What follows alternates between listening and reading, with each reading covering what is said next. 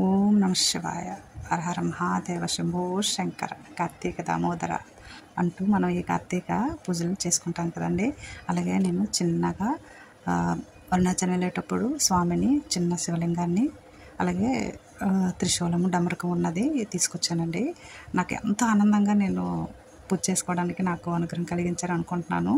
తప్పైనా ఉప్పైనా స్వామిదే, ఏదైనా నాకే వేస్తారు స్వామి. నేనే అలా పెట్టేసుకున్నాను కాబట్టి ఎవరికి ఏమీ జరగకూడదంటూ స్వామిని ఆరాధిస్తే ఇలా చేస్తున్నానండి పూజ. చాలా ఆనందం అనిపించింది. నమస్తే ఫ్రెండ్స్, అందరూ బాగున్నారా? కార్తీక దీపారాధన చేసుకుంటున్నారా? అయితే నేను ఒక వీడియో చేశాను కదండి, అది చాలా బాగా చూశారు.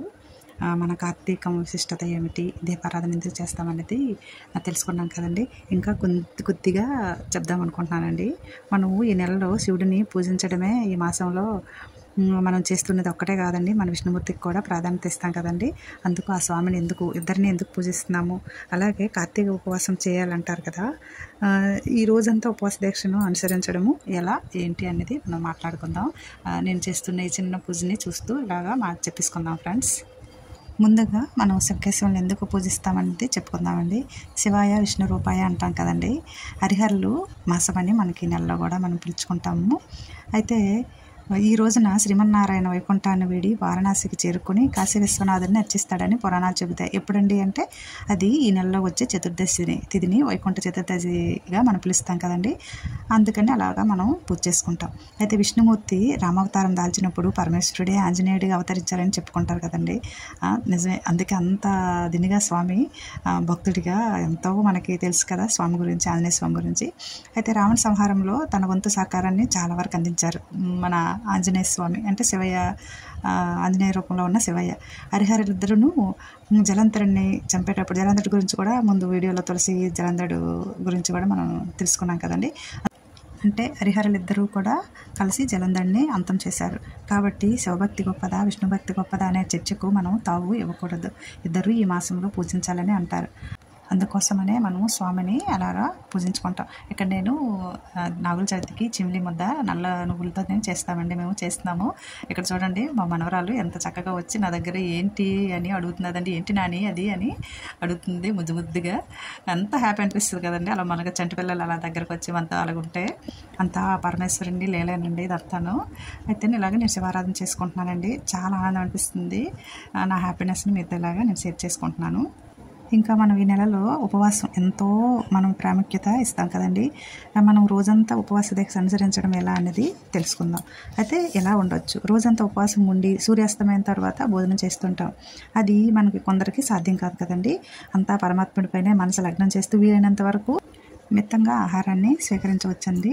లేదు అంటే కొంచెంగా పెసరపప్పు బియ్యము కలిపి గంజి వార్చకుండా మనం వండుకొని కొంత వడ్డించుకుంటూ, మొదట వడ్డించుకున్నది మాత్రమే తినాలండి, మళ్ళీ వడ్డించుకోకూడదని కూడా ఉపవాసంలో ఒక విధి అండి ఇది. ఈ ఉపవాస దీక్షలో ఇంకొకటి కూడా ఉందండి. మనకి సహజంగా లభించే ఫలాలు ఉంటాయి కదండి, అవి తినొచ్చు. అలాగే నువ్వులు బెల్లం కలిపి చేసి ఉండలుగా మనం తినొచ్చు. తేనె, నెయ్యి, పాలు, పెరుగు పంచదార అలా వేసి పంచామృతంతో మనం ఉపవాసాన్ని ముగించుకోవచ్చు. తులసి నీరు అంటూ కూడా స్వీకరిస్తారు చక్కగా. ఇలాగా పదే కాకుండా ఒకసారి మాత్రం స్వీకరించి ఇలా మన ఉపవాసాన్ని మనం చేసుకోవచ్చు అండి. చూసారా ఎంత మంచిగా ఉన్నాయో ఇవన్నీ కూడా. ఇలా మనం మనస్ఫూర్తిగా స్వామిని మనసారా కొలుచుకుంటూ అయ్యో ఉపవాసము లేకుండా ఉండిపోయాం అనుకోకుండా, చూసావా ఇన్ని రకాలుగా కూడా మన ఉపవాసాన్ని మనం ముగించుకోవచ్చు. ఏమంటారు ఫ్రెండ్స్? ఇలా చేస్తే ఎలాంటి దోషము ఉండదండి. ఇలా మనం తెలుసుకొని చక్కగా మనం చేసుకోవచ్చు ఫ్రెండ్స్. ఇక్కడ మా ఇంట్లో నేను ఇప్పుడు ఇంతకుముందు కూడా ఒక వీడియో చేశానండి. ఇలా నీట్గా మనం చక్కగా శుభ్రం చేసుకొని మనం దీపారాధన చేసుకోవాలండి. ద్వారబంధం దగ్గర తప్పనిసరిగా రోజు తుడుచుకుంటూ పిండి ముగ్గు పెట్టుకుంటూ ఇలా నేను దీపం పెట్టుకుంటానండి. అగరవత్తులతో అమ్మకి, మన దర్వాజా అంటే మహాలక్ష్మితో సమానం కదండి, ఇలా చేస్తాను. ఇలా మనం మంచిగా దూపాన్ని ఇచ్చుకుంటూ చక్కగా దీపారాధన చేసుకుంటే ఎంత మంచిదండి. లక్ష్మీ కటాక్షం తప్పకుండా వస్తుందని నా నమ్మకం. అందుకని మీకు కూడా తెలియజేస్తాను. అలాగే రాగి చెంబుతో కానీ ఇతర చెంబుతో కానీ ఇలా నీళ్ళు పెట్టుకుంటానండి, పసుపు కుంకుమ వేసి పువ్వులు వేసి. ఇంకా ఈ నెలలో ముఖ్యంగా మనం చేయవలసింది తప్పకుండా చేస్తాం కదండి వనభోజనాలు అనేవి. ఈ వనభోజనాలు ఏంటంటే మనం శివుని విష్ణుని ప్రార్థించే ఈ ఆరాధనే కాకుండా మనం ఈ వనభోజనాల్లో పాటించవలసినవి కొన్ని ఉంటాయి. అదేంటంటే ఉసిరి, మారేడు, తులసి, మందార మొక్కల్ని నాటాలని కొందరు చెప్తుంటారు, గ్రంథాల్లో ఉంటుంది. మొక్కలు పెంచడం పట్ల మనకి బ్రహ్మనాయుడు కాలంలో వనభోజనాల సంస్కృతి ఆరంభమైందని చరిత్ర చెప్తుందండి.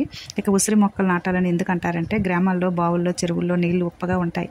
ఆ నీటిలో ఉసిరి కట్టెలను వేస్తే అవి తియ్యగా మారుతాయని అంటారండి. పూర్ణఫలంగా పిలిచే ఉసిరికాయ చెట్టు దగ్గర కూర్చొని భోజనం చేస్తే దోషగుణాలు తొలగిపోతాయి. కార్తీకంలో స్నానము, దీపము, దానంతో పాటు వనభోజనము కూడా ప్రాధాన్యమేనండి. ఇదంతా మనకు తెలిసిందే. ఇదండి ఫ్రెండ్స్, పరమేశ్వరుడిని అత్యంత భక్తి శ్రద్ధలతో పూజించే మాసము కార్తీక మాసం యొక్క విశిష్టత.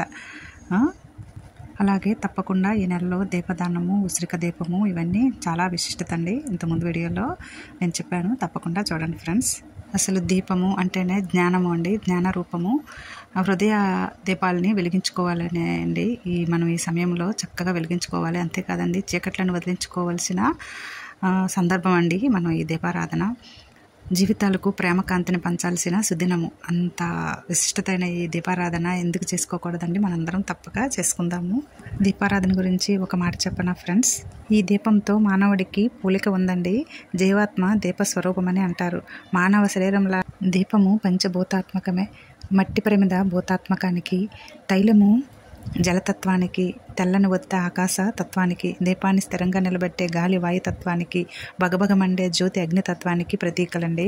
దీపం అనేది తనంతటదే వెలగదు కదండి, ఎవరో ఒకరు వెలిగించాలి. అంటే బలమైన ప్రయత్నము అవసరం. కాబట్టి దీప ప్రజ్వలను జ్ఞానశక్తి, క్రియాశక్తి, ఇచ్ఛాశక్తుల సమూహమని చెబుతారండి. ఇంకా దీపారాధనలు ఇలా ఎన్నో రకాలుగా మనం చెప్పుకోవడానికి ఉన్నాయండి. అయితే ముఖ్యంగా 2, 4, 8, 16 ముంగిట్లో ఎన్ని దీపాలన్నా అందులోనే ఏదో ఒక దీపంతోనే మిగిలిన వాటిని అంతటిని వెలిగిస్తాం కదా. ఆ వెలిగించే దీపాన్ని ప్రదీపము అంటారు. అంటే ఏనాటికైనా మనిషి కూడా ప్రదీపుడు. తాను బతకడమే కాదండి, నలుగురిని బతికించాలి. ఆ నలుగురు మరో నలుగురిని బతికించేలా ఉన్నప్పుడే జీవితానికి సార్థకత ఉంటుంది. చూసారా ఫ్రెండ్స్ ఎంత గొప్పగా ఉందో? అలా చేయాలండి. మనకి ఉన్నంతలో, చేతనైనంతలో ఎవరికో ఒకరికి, కొందరికైనా సహాయం చేస్తే అది మనిషికి జీవితానికి సార్థకత. ఏమంటారు ఫ్రెండ్స్? అలాగే మనమంతా వెలిగించవలసిన మానవతా దీపము అంటే కాంతి. అదేనండి ఈ దీపానికి అర్థము. ఓకే ఫ్రెండ్స్, వీడియో నచ్చిందా? అయితే లైక్, సబ్స్క్రైబ్ చేసుకోండి. తప్పకుండా లైక్ చేయండి. ఇంకో ముఖ్య విషయం ఏంటంటే ఈ కార్తీకంలో దీపారాధన మనం ఎలాగ చేసుకుంటాం అలాగే దేవాలయంలో కూడా దీపారాధన చేసుకోవాలండి. ఆకాశ దీపము మాకు ఒక్కొక్కరికి ఆడవాళ్ళకి ఛాన్స్ ఇస్తారండి మా పంతులు గారు. అంతేకాదు మగవాళ్ళు కూడా వెలిగిస్తారు. చక్కగా దీపారాధన చేసుకుంటాం మేమంతాను. ప్రతిరోజు ఈ కార్తీకం అంతా వెళ్తామండి, పూజ చేసుకుంటాము. మీరు కూడా తప్పనిసరిగా వెళ్ళి దేవాలయంలో దీపారాధన చేయండి. ఈ కార్తీకంలో ఉన్నంత పుణ్యం ఎప్పుడూ రాదనేసి పెద్దలు అంటారండి. అలాగే మనందరి తరపున కోరుకున్నది మనందరం బాగుండాలి, క్షేమంగా ఉండాలి, అందరం బాగుండాలి, అందులో మనం ఉండాలి. Okay friends, thank you.